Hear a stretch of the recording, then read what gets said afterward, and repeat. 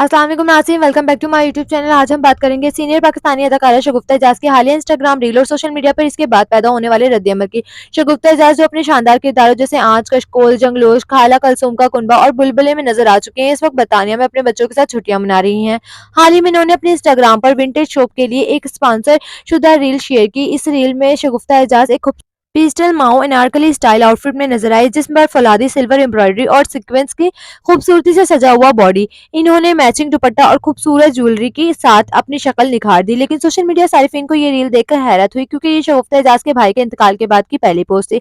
कुछ सारिफीन ने तबसरा किया, मैं अभी अपनी माँ के गम में हूँ और ये सबको देखकर दिल नहीं भरता।